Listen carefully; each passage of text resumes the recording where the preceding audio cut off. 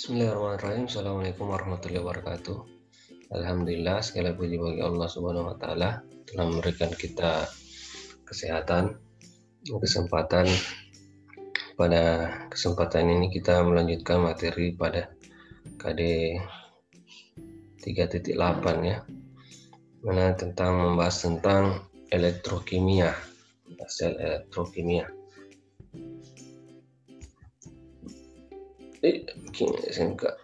Kita membahas tentang elektrokimia, apa saja yang ada di elektrokimia itu, proses-proses yang terjadi di elektrokimia. Sedikit kita membahas sebelumnya. Jadi sebelum mempelajari sel elektrokimia ini harus mengetahui dulu apa itu reaksi redoks ya.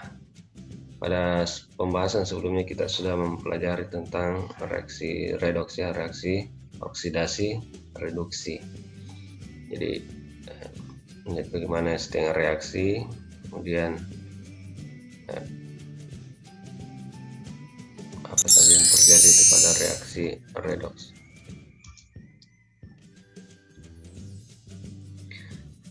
Jadi elektrokimia itu ada dua kata, elektro dan kimia, elektrik dan kimia. Jadi kalau digabung arti proses yang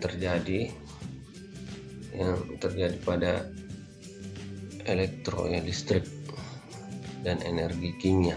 Jadi ada energi listrik ke kimia atau ke kimia ke listrik ya. Jadi ada dua ya, ada dua.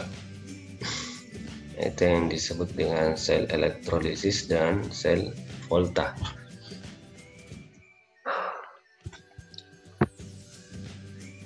Kalau sel elektrokimia itu sendiri ya, dia terjadi reaksi redoks ya, sudah kita bahas sebelumnya materi pembahasan pada KD 3.7 ya, kita sudah membahas tentang reaksi.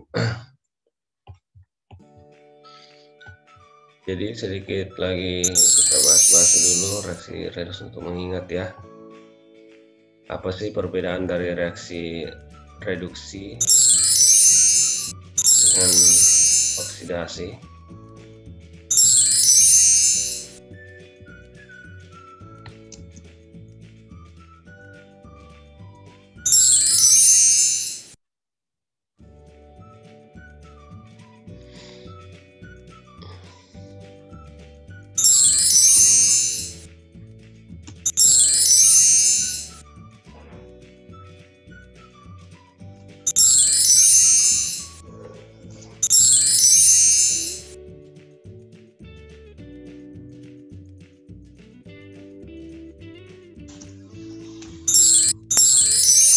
Tidak bisa ini.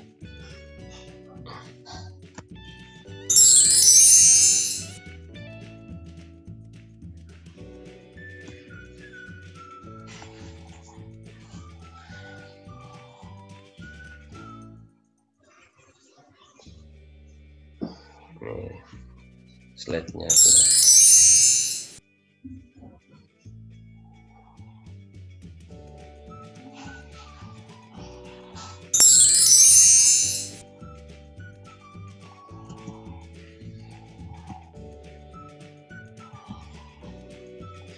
Nah, itu tadi ya reaksi reduksi dan reduksi. Kalau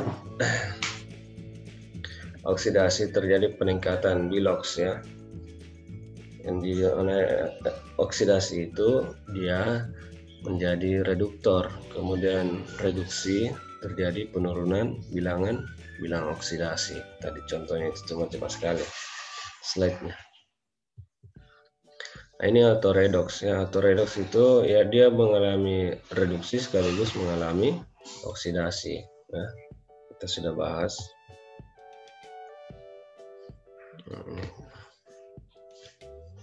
Ini terjadi, dia menjadi reaksi oksidasi, kemudian dia juga mengalami reaksi reduksi.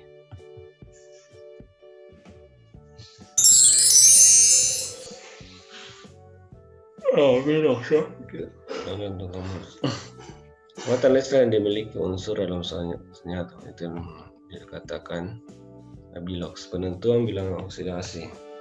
Semua orang sering bilangan oksidasi nol. Nah, ini sudah dibahas pekan lalu ya. Misalkan menilai positif, non selalu memiliki bilangan oksidasi positif atau negatif. Ini syarat-syarat penentuan reaksi bilox pada atom ya. Sudah dicatat pekan lalu. Nah, sekarang metode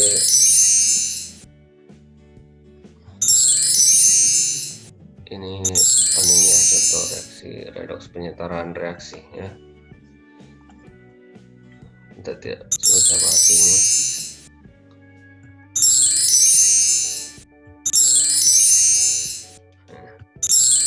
Kita masuk langsung saja pada reaksi elektrokimia. Nah, ini merupakan salah satu bentuk contoh elektrokimia. Ini elektrolisis ini. Jadi ada dua, dan satunya Zn di sini. Zn2+ ditambah dengan 2 elektron negatif ya. Kemudian di sini Aki ya, Cu curung tambah menghasilkan Cu. Jadi ini merupakan reaksi oksidasi, kemudian ini merasakan reaksi reduksi. Ini dihubungkan dengan melalui jembatan garam. Jadi ada anoda dan katoda. Masuk pada elektrokimia. Jadi terbagi atas dua ya. Reaksi dua bagian. Reaksi kimia menghasilkan daya gerak listrik, yang satunya daya gerak listrik menghasilkan reaksi kimia. Jadi timbal balik ya, menjadi dua bagian.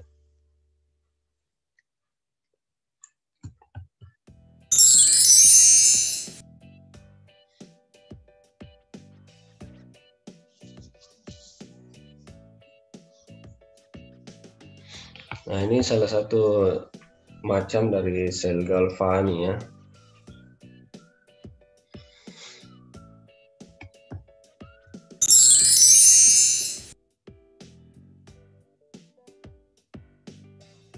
Ya, kita masuk pada sel Galvani dulu ya, terjadi dalam sel Galvani. Jadi reaksi kimia menghasilkan daya gerak. Nah, ini terjadi reaksi kimia di sini ya. Apa reaksi kimia ya, ini tadi Zn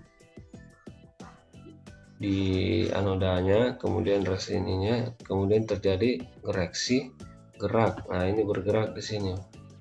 Volta, sel volta namanya. Nah, dihubungkan dengan jembatan garam. Ini kutub katoda dan kutub anoda. Jadi proses yang terjadi di sini, proses kimia menjadi menjadi energi gerak. Nah, ini bergerak ini.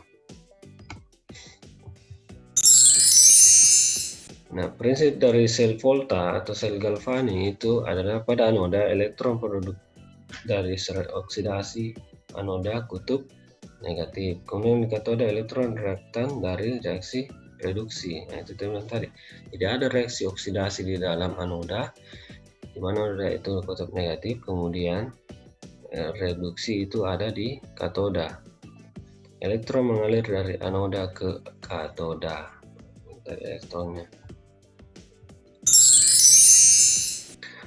Nah, dilihat dari sel volta itu ada terjadi deret kereaktifan logam. Nah, bagaimana dia teroksidasi, sukar teroksidasi. Ya, makin ke kanan makin mudah direduksi dan sukar dioksidasi. Ini Li, kalium, barium, kalsium, natrium, aluminium. Jadi paling di tengah itu adalah Fe ya. Au, ini Au emas. Paling sukar teroksidasi ini. Nah, makanya dia itu banyak dipakai sebagai logam, dipakai karena dia sukar untuk paling stabil ya.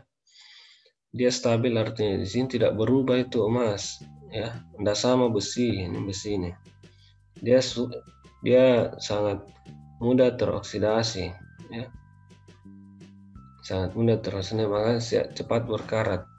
Nah, apalagi karena dia ada di T-nya ini besi.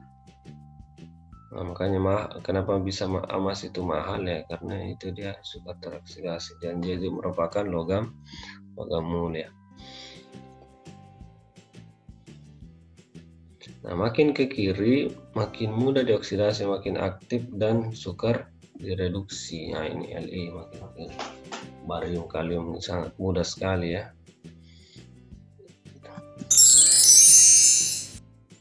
Nah, macam-macam sel volta. Nah, ini sel kering atau sel aki. Ini sel kering ini. Nah, sekarang sudah aki, ini sudah sel kering, ya. Nah, sel aki sel bahan bakar baterai NiN atau NiCd. Juga kadmium, ya, nikel dan kadmium. Baterai Li juga litium yang biasa digunakan pada HP. Nah, ini dulu, ya. Jadi hari ini kita sudah membahas tentang salah satu proses kimia dari sel elektrokimia, itu sel volta, di mana sel volta itu terjadi proses kimia menjadi reaksi kimia menjadi reaksi gerak, ya.